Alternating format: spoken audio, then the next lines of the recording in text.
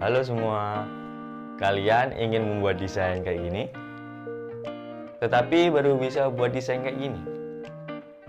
Atau kalian mau buat desain tetapi tidak tahu harus mulai dari mana? Tenang, di video kali ini saya akan membantu kalian. Perkenalkan, nama saya Andrika Damitra, mahasiswa Universitas Lampung, program studi Pendidikan Teknologi Informasi.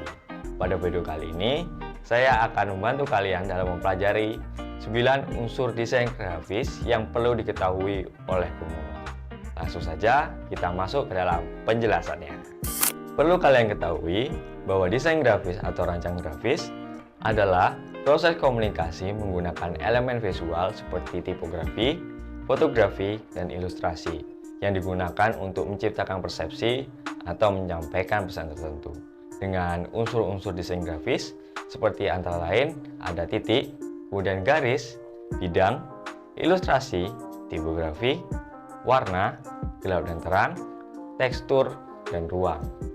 Oke, pembahasan yang pertama yaitu unsur titik. Titik sendiri adalah elemen visual yang mempunyai dimensi yang paling kecil.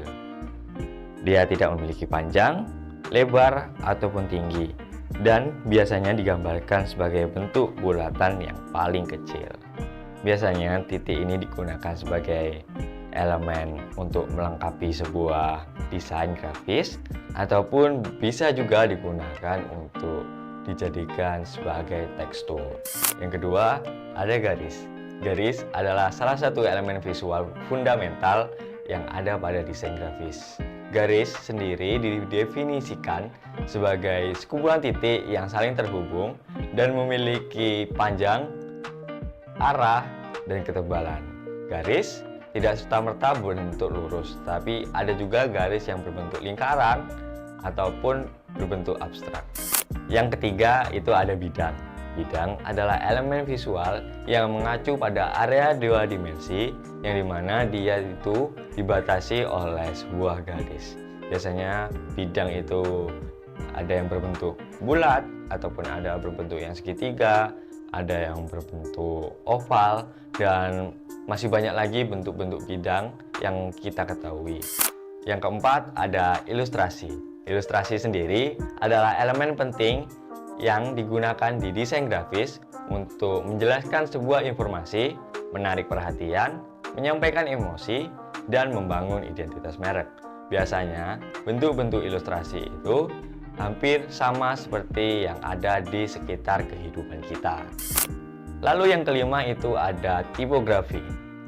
Tipografi sendiri adalah seni atau teknik memilih dan menata huruf digunakan untuk menciptakan komunikasi visual yang efektif. Biasanya unsur ini akan memakan waktu yang lumayan lama karena digunakan untuk memilih jenis huruf yang akan dipakai. Karena pada saat ini banyak jenis huruf yang ada pada website ataupun platform-platform lain. Keenam, ada warna. Warna adalah elemen visual yang sangat penting dalam desain grafis. Dengan menggunakan warna, secara efektif desainer bisa membuat desain lebih menarik, informatif, dan lebih berkesan. Warna terbagi menjadi dua. Yang pertama itu ada CMYK atau Cyan, Magenta, Yellow, and Key. CMYK biasanya digunakan untuk desain-desain yang akan dicetak seperti brosur, kemudian banner, serta undangan, dan juga yang lain sebagainya. Yang kedua itu ada RGB. RGB atau Red, Green, and Blue biasanya digunakan untuk media-media digital saja seperti poster, kemudian pamflet, serta background. Selanjutnya yang ketujuh itu ada gelap dan terang. Gelap dan terang adalah elemen visual yang lebih mengacu pada perbedaan intensitas cahaya dan pengaturan bayangan pada sebuah desain. Biasanya gelap dan terang ini digunakan untuk mengatur komposisi warna dan yang lain sebagainya.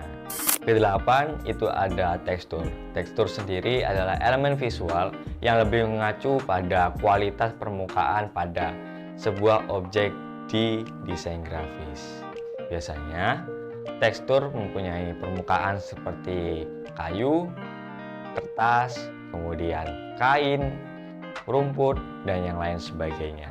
Lalu yang kesembilan yaitu yang terakhir, itu ada ruang. Ruang adalah elemen visual yang lebih mengacu pada area-area kosong yang ada di sekitar elemen-elemen pada desain. Biasanya ruang ini dipakai untuk mengukur seberapa rapi sih desain yang udah kita buat.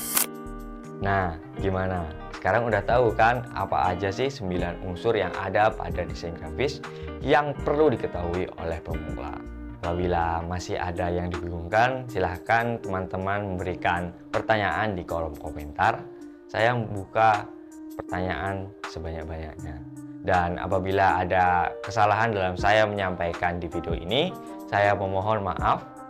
Ataupun ada tutur kata yang saya ucapkan salah, saya juga mohon maaf.